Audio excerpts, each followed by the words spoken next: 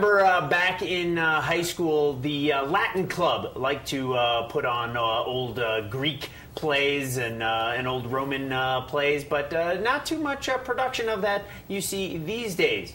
Well, that's changing here in Utah. It's been underway for the last couple of years over at the University of Utah, now shifting just a little bit to the west, over to Westminster College. And Professor Jim Svensson is here to fill us in on the Greek theater at Westminster College. And we have a couple of the actors who are going to be performing in togas and traditional Greek wear, such as we know it.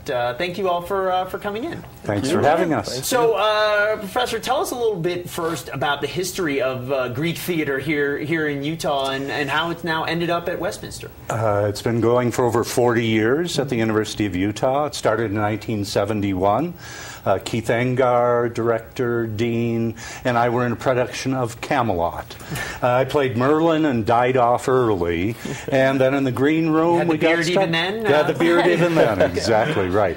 We started talking about Shakespeare at Cedar City. What could we have in Salt Lake City that would be special, a kind of a special look at a different kind of theater, and we decided Salt Lake City needed Greek theater. And why? I mean, what was it about Greek theater? You said it's not performed as often these days. It's coming back. Yeah. There are 5 productions up in New York, 2 in L.A. now, and our production is up in Salt Lake City.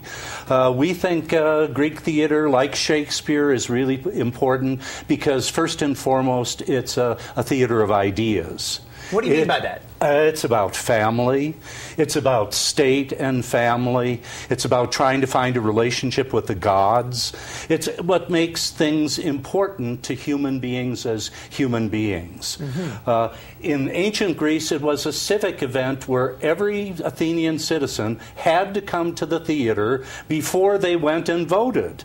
And I've been trying to get the mayor, John, to do that. Salt Lake City. I haven't had much success yet, but I'm still trying, Ori. Now, let's talk a little bit more about that. I mean, talk about the importance of theater. It was not just an entertainment. It was not just a weekend diversion. Right. So you didn't have theater all the time. Only at 4 festivals during the course of the year, and those were important as civic festivals. They're what brought Athenian citizens together. So when I take students to Athens, I don't, I take them up to the Acropolis, but I always take them to the Theater of Dionysus because I say that's where an Athenian became an Athenian citizen. And besides, it's a religious space. It's really hard for us Americans to get into an event that's both civic and religious at the same time. We kind of like to separate those out. For an ancient Greek, that would have been really weird and impossible to separate out civic government from our religious experiences. So it seems like it's very appropriate then for Utah. Yeah, absolutely. And we want citizens to come to see issues about family, issues about the state, issues about justice, issues about the gods. What's our relation? How do we form a relationship with a god? All of those are debated in every Greek tragedy, but especially in Iphigenia and Taurus. All right. Well, let's introduce our 2 of our actors here. We have Lexi and Braden. Guys, why did you want to, jump into the Greek theater as opposed to, sticking with, your more modern productions? It's just something different, really, just something really different. And obviously, both the director and Jim, the producer, they've been doing it for 20-plus years, so it was a learning opportunity. And what sort of things have you learned? Obviously, Greek theater is the basis of so many sort of, you can call them cliches or theatrical conventions. Thank you. Does it enhance your acting in other productions to learn Absolutely, because to do Greek theater, you have to change your body language, the way you act and also speak. And so being able to do that sort of on the fly, when someone gives you a note, you have to change it differently, and being able to do that on the fly just would make you a better actor, I think, in any aspect, for sure. It's a totally different style, too. We were just talking about the magnitude of it and how big it is compared to most modern plays now. Everything is out and big because, you know, they were such large playing areas, so it's definitely a different sort of game. Yes. But it's fun. And no microphones or anything like we're that. We're actually mic'd for these because Yeah. our Redview stage, Garden but around them obviously Big not. stage. Yeah. Yeah. And you know, so talk about some of the things that you learn, some of these conventions and themes that you learn in from the Greeks that you can then translate to other productions. Sure. Well, it's funny, too, because when we're going through our script, we see so many little sayings and little things that we use all the time, every day, in this ancient script, in this ancient text, and you're like, oh, I didn't even know it had its roots in Greek theater. So it's definitely interesting that everything we do, especially in plays nowadays, comes from all those older traditions. And so... And you know, let's talk about this play, Iphigenia in Taurus. Tell us a little bit of the story that Euripides wrote for. Most Greek tragedies don't have much plot, or you know, usually we're looking back, you know, Right. in the past, looking back. Why did this happen? Iphigenia in Taurus has got a bunch of plot, which is what I like. Not one plot line, not two, but I think 3 different plots.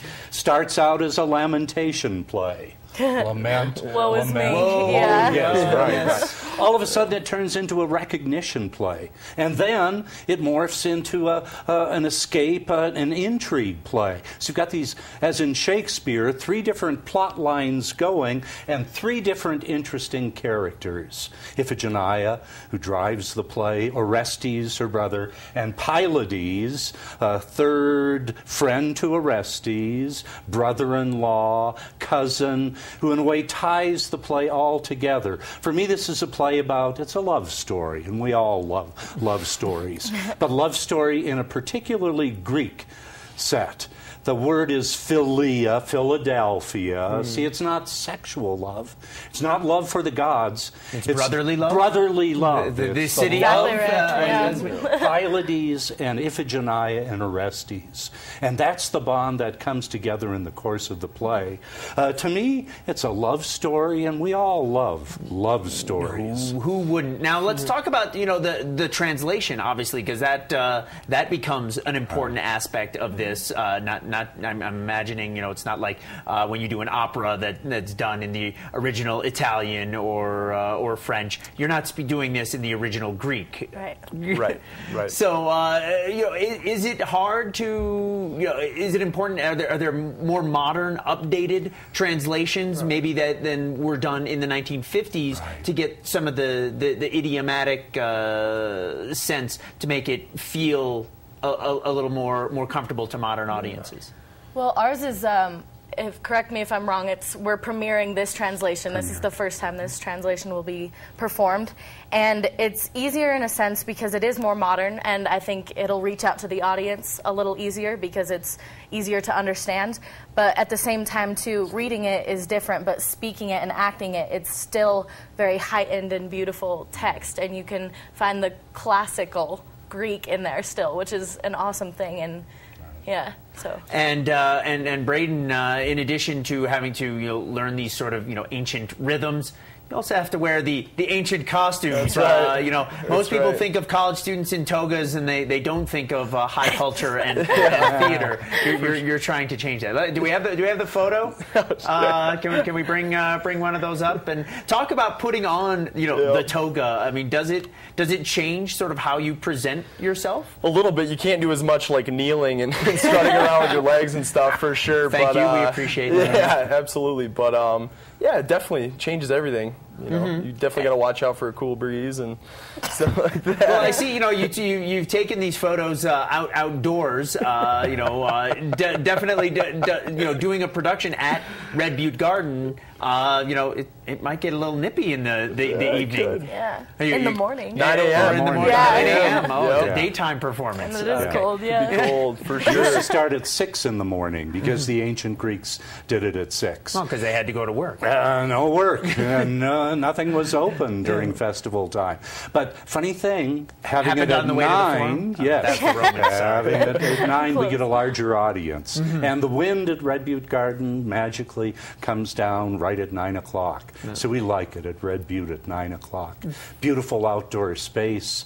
Sun hopefully will be out. Apollo will be there. Yes. Gods will be out, right below the bodies from the past. Yes. So we love outdoor theater. Wonderful. All right. If people want to come see the performance of this, when and we know the where now. Red Butte Gardens, 9 a.m. on what day? On 17th, 18th, 24th, 25th, 2 weekends. We like Saturday, Sunday. Saturday, Sunday. We also have another opening at Westminster College, our new sponsor after 40 years, and it's been a great transition.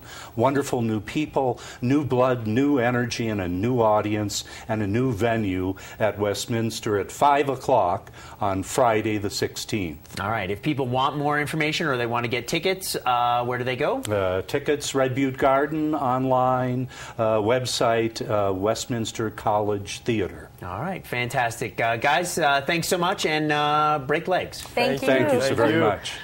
We've got a whole lot more still to come, including a conversation about young Master Shakespeare and young Miss Austen coming up right after this.